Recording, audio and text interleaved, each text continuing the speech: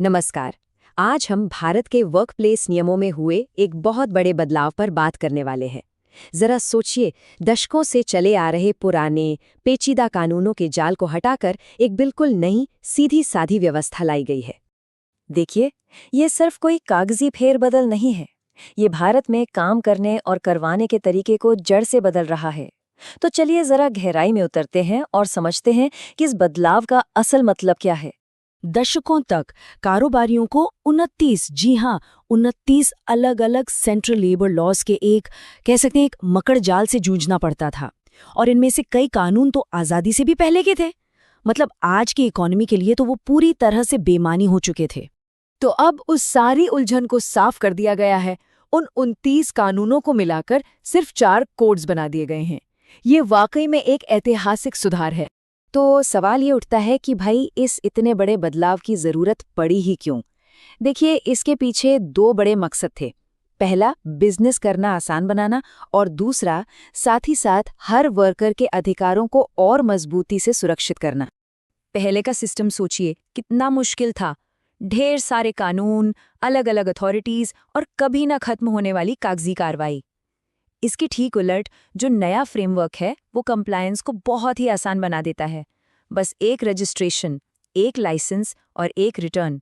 ये ease of doing business की तरफ एक बहुत बड़ा कदम है।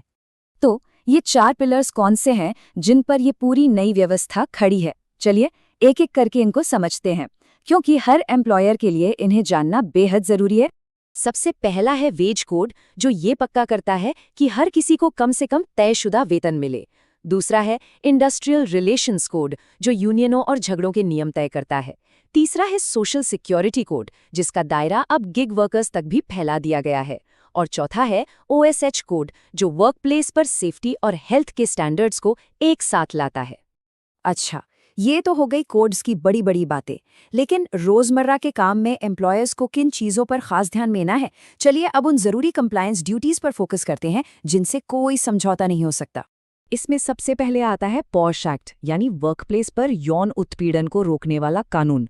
और ये सिर्फ बड़ी कंपनियों के लिए नहीं है, ये हर उस जगह लागू होता है जहां 10 या उससे ज्यादा लोग काम करते हैं, फिर चाहे वो इंटर्न हो, कॉन्ट्रैक्ट पर हो या फिर घर से काम कर रहे हो। पॉश कंप्लायंस के लिए ये एक सीधी सादी चेकलिस्ट है। सबसे पहले एक इंटरनल कंप्लेंट्स कमेटी यानी ICC बनाना जरूरी है। फिर एक साफ सुथरी पॉलिसी होनी चाहिए जो सबको दिखे और समझ आए। और हाँ, सिर्फ पॉलिसी बना देना ही काफी नहीं है, बल्कि रेगुलर अवेयरनेस प्रोग्राम भी चलाने होंगे ताकि सबको अपने अधिकारों और जिम्मेदारियों के बारे में पता हो। ये सिर्फ एक कानूनी जरूरत नहीं है, बल्कि एक सेफ वर्क कल्चर बनाने की नींव है। अच्छा, ग्रेच्युटी और पेंशन में क्या फ़र्क है, इसे सिंपल तरीके से समझते हैं। ग्रेच्युटी एक तरह से लंबी सर्विस के लिए कंपनी की तरफ से एक मुश्त थैंक यू बोनस है। वहीं पेंशन रिटायरमेंट के बाद की सैलरी है जो हर महीने मिलती है।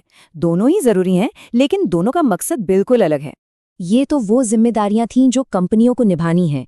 लेकिन अब बात करते हैं कि जब ये जिम्मेदारियां नहीं निभाई जाती तो उसकी कीमत क्या चुकानी पड़ती है। क्योंकि जहां एक तरफ नियमों को आसान बनाया गया है, वहीं दूसरी तरफ उन्हें तोड़ने पर सजा को और भी ज्यादा सख्त कर दिया गया है। मिसाल के तौर पर, अगर कोई एम्प्लॉयर पहली ही बार में मिनिमम वेज देने से चूक जाता है तो उस पर 50,000 रुपए तक का जुर्माना लग सकता है। ये एक साफ इशारा है कि वेतन के अधिकारों को अब हल्के में नहीं लिया जा सकता। और ये बात सिर्फ सैलरी तक ही नहीं है। वर्क प्लेस पर सेफ्टी में अगर कोई चूक हुई तो जुर्माना 2 लाख रुपए तक जा सकता है। इससे पता चलता है कि कर्मचारियों की सुरक्षा को सबसे ज्यादा अहमियत दी जा रही है। और बात सिर्फ पैसों पर ही नहीं रुकती। अगर सोशल सिक्योरिटी कंट्रीब्यूशन मतलब EPF या ESI जैसी चीजों में कोई बड़ी गड़बड़ी हुई ना, तो सिर्फ फाइन नहीं, बल्कि 3 साल तक की जेल भी हो सकती है। आप सोच सकते हैं ये मामला कितना संगीन है। इसलिए सिर्फ सजा से बचने के बारे में सोचने के बजाय एक ऐसा कल्चर बनाने पर ध्यान देना चाहिए जो प्रोएक्टिव हो, बेहतर, सुरक्षित और ज्यादा जिम्मेदार। ये सिर्फ नियमों को टिक करने के बारे में नहीं है, बल्कि सही काम करने के बारे में है। तो ये होगा कैसे? इसकी शुरुआत डिजिटल रिकॉर्ड रखने से करें। इससे कागजी काम कम होता है और गलतियों की गुंजाइश भी। अपनी टीम को रेगुलरली ट्रेन करें ताकि उन्हें नए बदलाव पता हों। और सबसे जरूरत पड़ने पर एक्सपर्ट्स की सलाह लेने से बिल्कुल न हिचकिचाएं। ये कुछ प्रैक्टिकल कदम हैं जो रिस्क को कम करके एक मजबूत नींव बनाने में मदद करते हैं। ये बात इस पूरी चर्चा का निचोड़ है। असली कंप्लायंस का मतलब सिर्फ फाइन से बचना नहीं है, बल्कि सम्मान का एक कल्चर बनाना है। ये एक कानूनी जिम्मेदारी तो है ही, एक नैतिक जिम्मेदारी भी है। और आखिर में ये एक सवाल है जिस पर सोचना चाहिए। कानून का पालन करना तो एक मजबूरी है, लेकिन एक पॉजिटिव और सेफ वर्क कल्चर बनाना एक चुनाव है। और यही चुनाव एक बिजनेस को बाकियों से अलग करता है और लंबे समय की सफलता की नींव रखता है।